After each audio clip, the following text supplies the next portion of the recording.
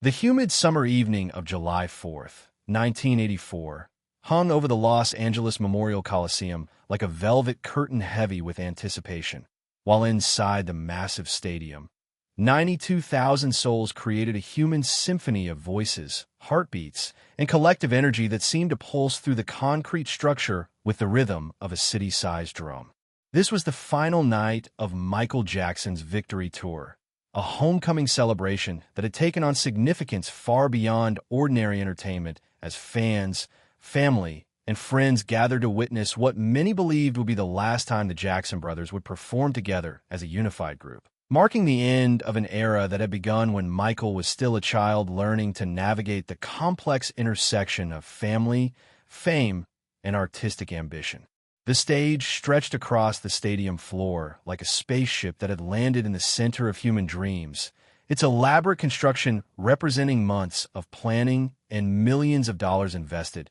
in creating a visual and auditory experience that would match the emotional significance of this farewell performance. Giant video screens flanked the performance area,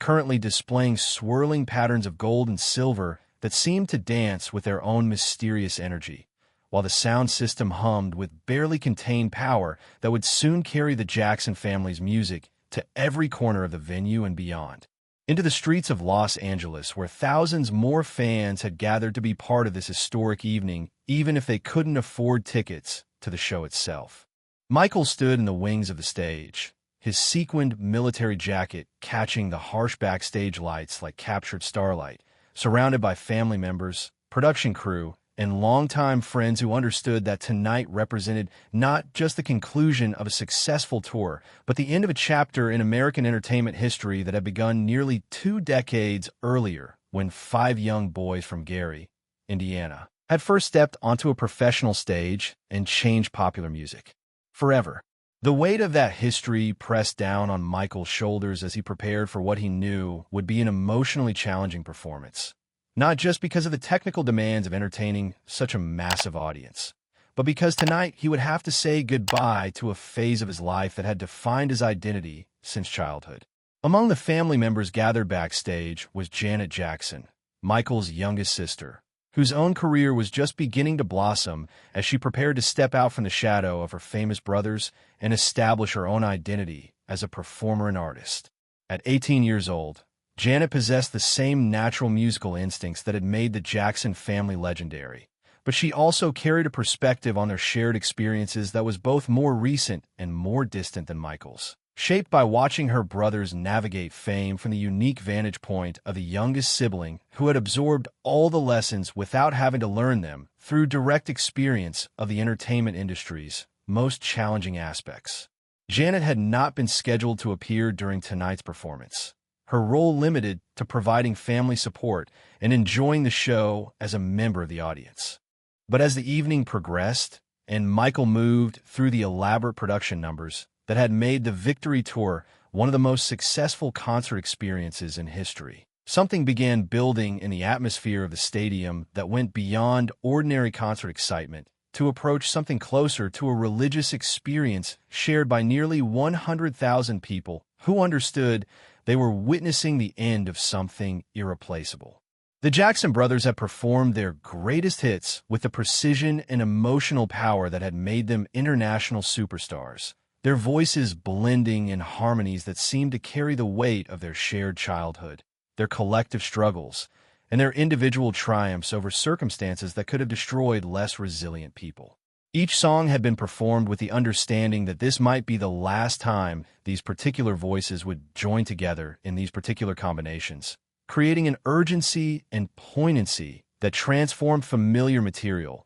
into something approaching musical autobiography. As Michael began the final segment of the concert, performing solo versions of songs that had established him as the king of pop, the emotional intensity in the stadium reached levels that seemed to test the limits of human vocal capacity and emotional endurance. The crowd sang along with every word, their voices joining his in harmonies that seemed to lift the roof off the Coliseum and carry into the Los Angeles night sky like prayers made audible, like collective expressions of gratitude for the music that had provided soundtrack to countless personal moments of joy, sorrow, celebration, and hope. It was during his performance of She's Out of My Life, a ballad that had always challenged Michael emotionally because of its themes of loss and separation, that something unexpected happened. As Michael reached the song's climactic moment, his voice breaking with genuine emotion as he sang about saying goodbye to someone beloved,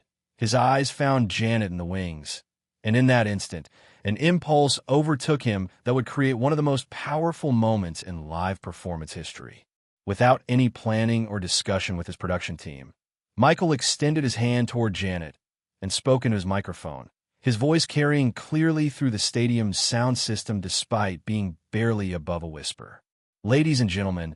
I want to share this moment with someone who has been my inspiration, my little sister, my heart. Please welcome Janet Jackson. The roar that erupted from the crowd was unlike anything the Coliseum had ever contained, a sound that seemed to come not from human throats, but from some deeper place where music and family intersect, where individual appreciation becomes collective celebration of the bonds that make artistic expression possible. Janet's surprise was visible even from the furthest reaches of the stadium, as she realized that her brother was inviting her to join him on stage for what would be the most emotionally challenging moment of the evening. Janet walked onto the stage with a natural grace that characterized all the Jackson family members. But as she approached the microphone that Michael had prepared for her, her expression showed not the confidence of a performer, but the vulnerability of a younger sister who understood that she was about to share something deeply personal with nearly 100,000 strangers. The stadium fell into a silence so complete that the distant sounds of Los Angeles traffic seemed intrusive, as if the entire city was holding its breath to hear what would happen next. "Michael," Janet said, her voice carrying clearly through the sound system but trembling with emotion that made every person in the audience lean forward to catch every word. "I need to tell you something that I've never said in front of all these people, something that I've been waiting for the right moment to share." Michael's expression shifted from performance mode to something more vulnerable and human as he realized that his sister was about to say something unscripted, something that came from her heart rather than from any planned production element. The massive video screens captured every detail of their interaction, sharing their facial expressions with audience members too far away to see their features clearly, creating an intimacy that seemed impossible given the enormous scale of the venue. "When we were growing up," Janet continued, her voice growing stronger as she found her rhythm and her courage, "everyone always talked about how talented you were, how special you were, how you were going to change the world with your music. And they were right about all of that. But what they didn't see, what they didn't understand, was how you protected us, how you made sure that your little brothers and sisters felt loved and safe, even when everything around us was crazy and overwhelming and sometimes scary." The silence in the stadium deepened as Janet's words reached into territory that transcended entertainment to become something more personal and profound, a glimpse into the private dynamics of a family that had shared their artistic gifts with the world while struggling to maintain their connections to each other amid the pressures and complications that accompany extraordinary success at a young age. "You could have been selfish," Janet said, her voice carrying the weight of memories that spanned nearly 2 decades of shared experience. "You could have focused only on your own career, only on your own dreams. But instead, you made sure that we all felt included, that we all knew we mattered, that we all understood we were part of something bigger than any individual success or failure." If this story moves you, don't forget to like this video and subscribe to the channel for more incredible stories about the moments when family bonds transcend fame to create pure human connection. Michael's reaction was immediate and visible, tears beginning to form in his eyes as he absorbed his sister's words and understood that she was giving him a gift that no amount of commercial success could equal. Recognition from someone who had witnessed his character during its formation, validation from someone whose opinion mattered more than any critic or industry professional. Love expressed publicly by someone who had every right to speak about his true nature because she had observed it, during both its best and most challenging moments. "When I watch you perform," Janet continued, stepping closer to Michael so that they were standing side by side at the center of the enormous stage, I don't just see the king of pop that everyone else sees. I see my big brother who used to sing me to sleep when I was scared, who taught me how to dance in our living room, who always made sure I felt included even when I was too young to really understand what was happening around us. The crowd's energy had shifted from excitement to something deeper and more reverent as they realized they were witnessing not just a performance, but a moment of genuine family intimacy being shared publicly, a demonstration of the love and loyalty that had sustained the Jackson family through decades of pressures that would have destroyed less connected relationships. Many people throughout the stadium were crying openly, understanding that they were seeing something precious and rare, sibling love expressed without artifice or calculation, recognition offered freely and honestly in front of nearly 100,000 witnesses. But most importantly, Janet said, her voice now steady and strong despite the tears that were flowing down her cheeks, I want all these people to know that behind all the music, behind all the dancing, behind all the magic that you create on stage, you are the kindest, most generous, most loving person I have ever known. You are my hero not because of your fame, but because of your heart. Michael's composure completely abandoned him as Janet's words reached their conclusion, his professional performer's discipline giving way to the raw emotion of someone receiving the kind of recognition that validates not just career choices, but life choices, not just artistic decisions, but moral ones. He pulled Janet into an embrace that seemed to contain all the years of shared experience,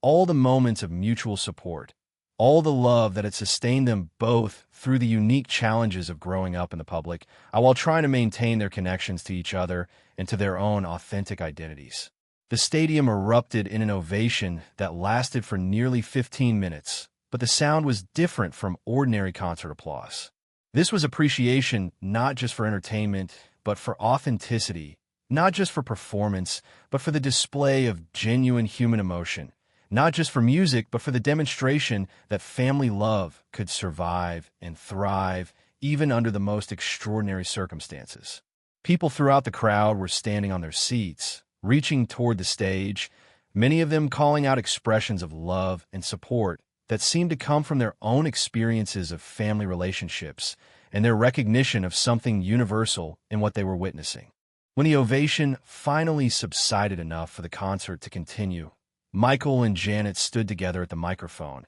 and without any planned choreography or rehearsed arrangement, they began to sing together, their voices blending in harmonies that seemed to carry all the history of their shared childhood, all the complexity of their family dynamics, all the love that had made their individual successes possible. The song they chose was simple and familiar, but their interpretation transformed it into something that belonged to this specific moment, this specific audience, this specific demonstration of how authentic human connection could transcend any boundaries created by fame, fortune, or the artificial divisions that often separate performers from audiences. As the final notes of their impromptu duet faded into the Los Angeles night, Michael and Janet remained at center stage, holding hands like the children they had once been when they first discovered that music could create connections between people that transcended ordinary conversation, that rhythm and melody could express feelings that words alone could never adequately capture,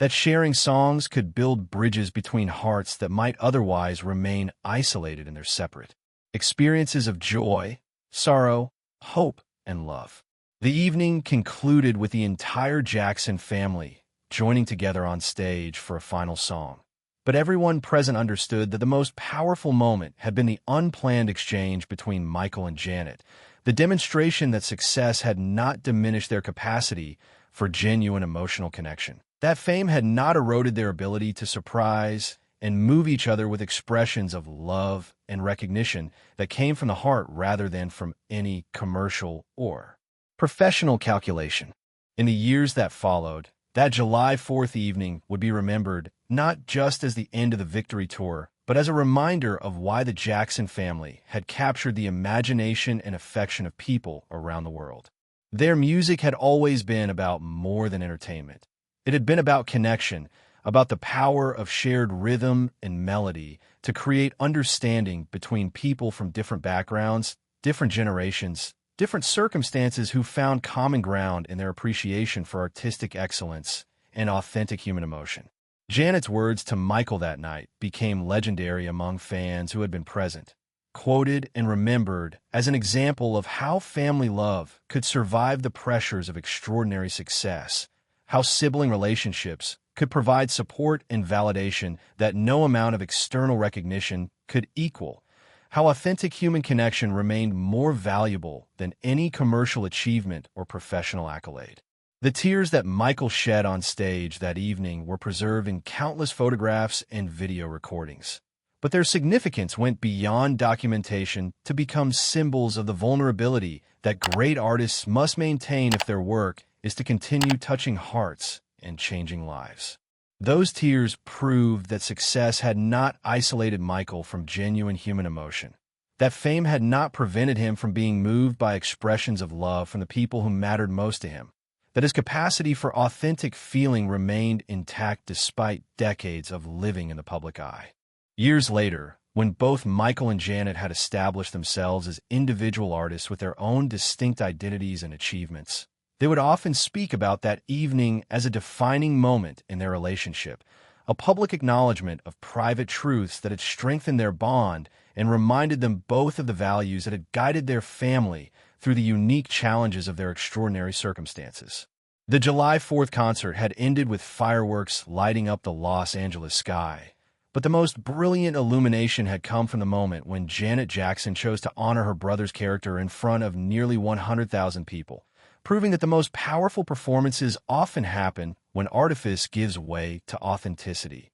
when entertainment becomes testimony, when stages become platforms for expressing the kind of love that makes all other achievements possible and meaningful.